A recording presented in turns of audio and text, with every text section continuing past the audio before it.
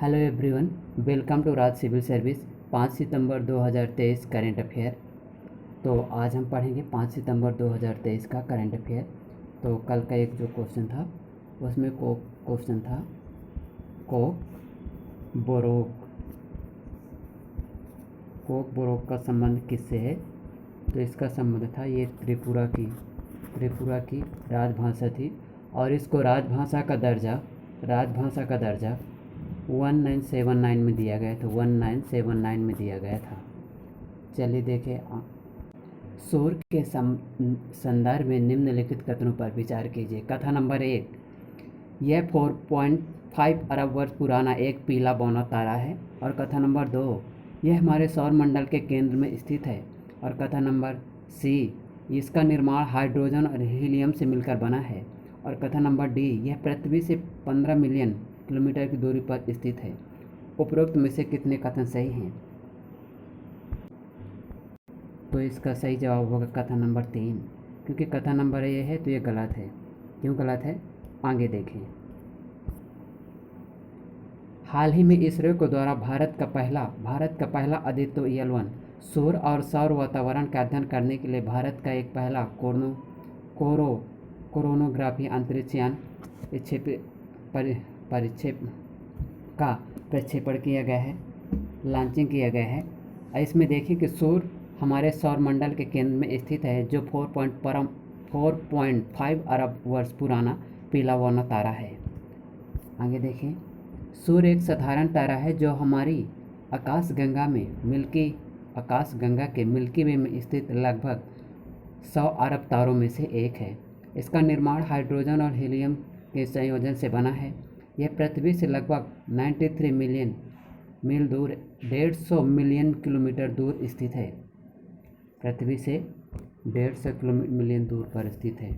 ये सूर्य हो गया और ये पृथ्वी हो गई, तो यहाँ से 150 मिलियन किलोमीटर की डिस्टेंस पर इसकी अवस्थिति है। आगे देखें अगला क्वेश्चन, राष्ट्रीय कार्बन रजिस्ट्री किस संगठन के द्वारा प्रारंभ की गई पहल है? ऑप्शन नंबर 1, संयुक्त राष्ट्र पर्यावरण कार्यक्रम। और ऑप्शन नंबर 2, संयुक्त राष्ट्र विकास कार्यक्रम। और ऑप्शन नंबर 3, वैश्विक पर्यावरण सुविधा। और ऑप्शन नंबर डी, विश्व मौसम विज्ञान संगठन। तो इसका सही जवाब होगा ऑप्शन नंबर ए, UNEP के द्वारा शुभारंभ किया गया है। और इसकी स्थापना 1972 में की गई थी दोस्त। और इसका जो मुख्यालय है नैरोबी केन्या में है। क्यों की गई थी? क्योंकि पहली बार पूरे विश्व के देशों के द्वारा पर्यावरण संरक्षण करने के उद्देश्य से स्टॉकहोम सम्मेलन का आयोजन किया जाता है, स्टॉकहोम सम्मेलन। और उस सम्मेलन में भारत का प्रतिनिधि करने वाली महिला का नाम इंदिरा गांधी था। उसी सम्मेलन के पश्चात लिए गए निर्णय के आधार पर 1972 में UNEP United Nation Environment Programme की स्थापना की गई थी। और इसका उद्देश्य है पर्यावरण संबंधी गतिविधियों को बढ़ावा देना तथा पर्यावरण संबंधी मुद्दों को समाधान करना। इसी के द्वारा 5 जून को प्रत्येक वर्ष विश्व पर्यावरण दिवस मनाया जाता है। आगे, इस रजिस्ट्री मॉडल के अंतर्गत यह जो रजिस्ट्री मॉडल है एक सॉफ्टवेयर के रूप में काम करता है, जो कि तकनीकी दस्तावेज के रूप में उपयोग किया जा सकता है। इस तरह यह संभावित रूप से उत्पादन लागत और कार्यान्वयन संबंधी समस्याओं को कम कर सकता है।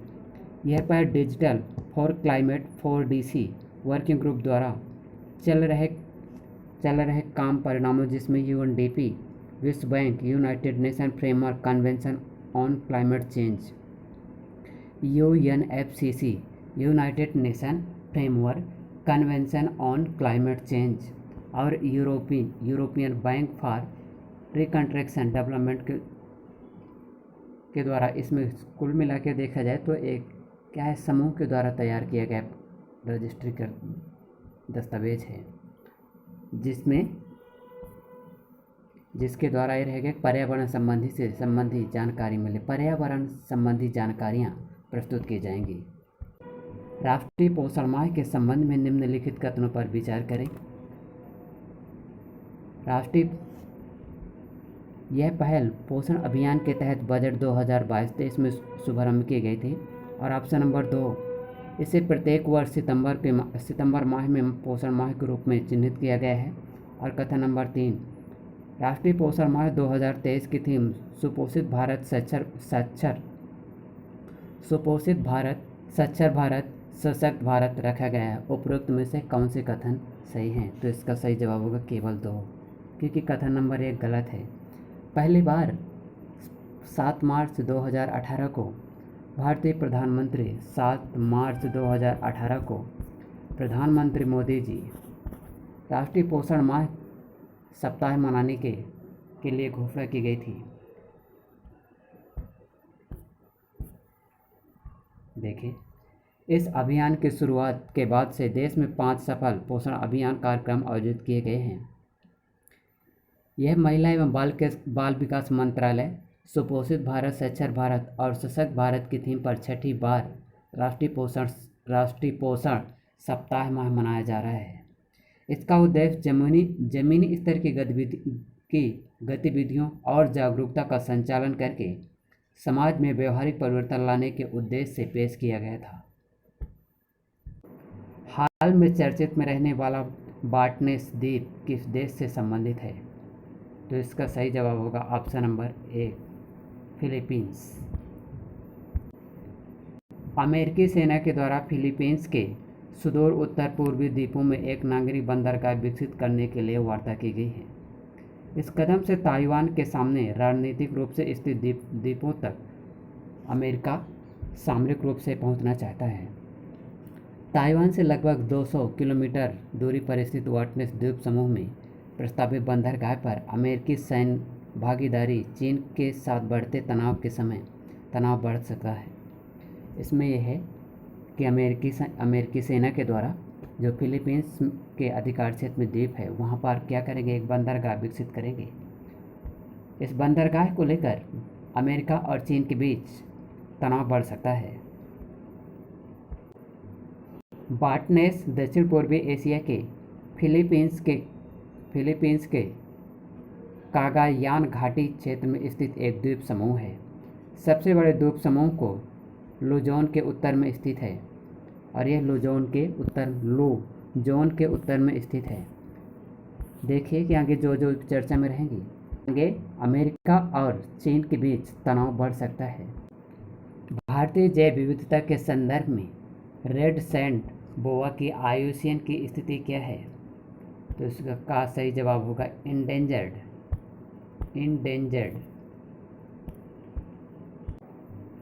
एक विषैली प्रजाति है जो भारतीय उपमहाद्वीप के शुष्क भागों में पाई जाती है। यह प्रजाति ईरान, पाकिस्तान और भारत के लिए स्थानिक प्रजातियां हैं। इसकी IUCN की स्थिति नियर थ्रेटेंड है। एक राष्ट्र एक चुनाव के संबंध में निम्नलिखित कथनों पर विचार कीजिए। हाल ही में इस दिशा में संभावनाएं तलाशने के लिए प्रधानमंत्री मोदी जी की अध्यक्षता में एक समिति का गठन किया गया है। और कथन नंबर 2, इसका उद्देश्य लोकसभा और सभी राज्यों की विधानसभा के चुनावों को एक साथ कराना शामिल है। तो उपरोक्त में से कौन से कथन सही हैं? केवल 1, केवल 2, 1 और 2 दोनों, और ऑप्शन नंबर डी, ना ही 1 ना ही 2। तो इसका सही जवाब होगा ऑप्शन नंबर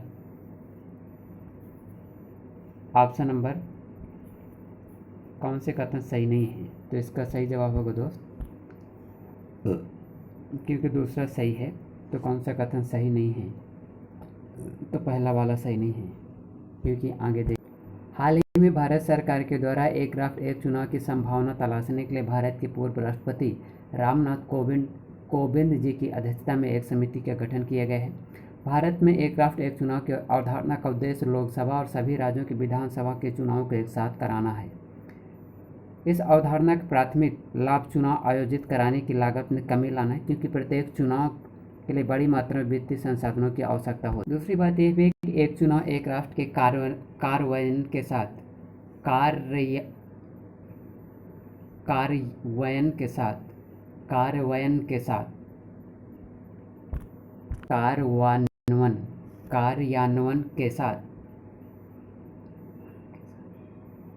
शासन पर अधिक ध्यान केंद्रित। क्रायोजेनिक इंजन के संबंध में निम्नलिखित कथनों पर विचार कीजिए। ऑप्शन नंबर 1, यह इंजन बेहद कम तापमान पर प्रणोदक का उपयोग करते हैं। और ऑप्शन नंबर 2, इसका निर्माण लिक्विड प्रोपल्शन स्पेस सेंटर के द्वारा डिजाइन किया जा रहा है। तो इसका सही जवाब होगा 1 और 2 दोनों सही हैं, क्योंकि देखिए कि भारत में जो लिक्विड प्रोपल्शन स्पेस सेंटर है इसके द्वारा इसका निर्माण किया जा रहा है।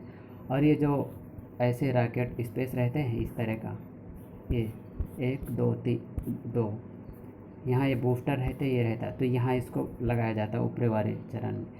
इसीलिए भारत के द्वारा जब देखिए कि जीटीओ में अगर स्थापित करना है किसी सैटेलाइट को तो क्रायोजेनिक इंजन का प्रयोग किया जाता है। सामान्यतः क्रायोजेनिक इंजन सामान्यतः जटिल रॉकेट स्पेस इंजन होते हैं। हाल ही में क्रायोजेनिक रॉकेट इंजन का सफल परीक्षण किया गया है, जिसका उपयोग मिशन गगनयान में किया जाएगा। यह गैस जनरेटर चक्र की सुविधा वाला पहला भारतीय क्रायोजेनिक इंजन होगा। बेहद कम तापमान पर प्राणोदक के उपयोग और संबंधित थर्मल और रचनात्मक समस्याओं के कारण क्रायोजेनिक चरण तकनीकी रूप से एक बहुत जटिल कार्यप्रणाली वाला इंजन होता है। आगे देखिए, इसे इसरो की सहायक company liquid propulsion space centre के द्वारा डिजाइन और विकसित किया जा रहा है। इसमें तरल ईंधन के रूप में ऑक्सीजन और हाइड्रोजन का उपयोग किया जाता है। ऑक्सीजन -183 डिग्री सेल्सियस पर और हाइड्रोजन -253 डिग्री सेल्सियस पर तरल अवस्था के रूप में ईंधन के साथ दहन होते हैं। यह launch vehicle mark 3 launch vehicle की क्रायोजेनिक अपर स्टेज को शक्ति प्रदान करने में सहायता करता है। हाल ही में खबरों में रहे जोहान्सबर्ग घोषणा किससे संबंधित है? तो इसका संबंध है ब्रिक्स सदस्यता का विस्तार करना। बीते दिनों संपन्न हुए 15वें ब्रिक्स शिखर सम्मेलन में 6 नए देशों को शामिल करने का निर्णय लिया गया है। इन देशों में मिस्र, ईरान, सऊदी अरब और संयुक्त अरब अमीरात के साथ इथियोपिया और अर्जेंटीना को शामिल किया गया है। इसका विस्तार जोहान्सबर्ग घोषणा के माध्यम से किया गया था। यह घोषणा ब्रिक्स विस्तार प्रक्रिया के मार्गदर्शक सिद्धांत को और मानकों, मानदंडों और प्रक्रियाओं पर अहम सहमति को संदर्भित करती है। हाल ही में संयुक्त राष्ट्र जैव विविधता के द्वारा फंगा अभियान शुरू किया गया है। इसमें वैश्विक समुदाय से कवक के महत्व पर जोर देने के लिए वनस्पतियों और जीवों के साथ साथ कवक शब्द को शामिल करने का आग्रह किया गया है। हमारे इकोसिस्टम में कवक की आवश्यक भूमिका को पहचानते हुए संयुक्त राष्ट्र जैव विविधता का लक्ष्य संरक्षण प्रयासों में पौधे और जीवों के साथ कवक के महत्व को बढ़ाना है। बताते चले कि कवक पृथ्वी पर जीवन चक्र का अभिन्न अंग बन चुके हैं, जो अपघटन, वन पुनर्जनन और पोषण चक्र जैसी प्रक्रियाओं का समर्थन करते हैं। देखें, राष्ट्रीय खेल दिवस 29 अगस्त को मनाया जाता है। हॉकी के जादूगर मेजर ध्यानचंद जी के जन्मदिन को राष्ट्रीय खेल दिवस के रूप में मनाया जाता है। मेजर ध्यानचंद का जन्म इलाहाबाद में 29 अगस्त 1905 को हुआ था। भारत एवं विश्व हॉकी के सर्वश्रेष्ठ खिलाड़ियों में उनकी गिनती की जाती है। वह 3 बार ओलंपिक में स्वर्ण पदक जीतने वाले भारतीय हॉकी टीम के सदस्य रहे। बीना के स्पोर्ट क्लब में मेजर ध्यानचंद की मूर्ति लगाई गई है, जिसमें उनके चारों हाथों में स्टिक है। Thank you very much for watching of this video. मिलते हैं फिर किसी अगले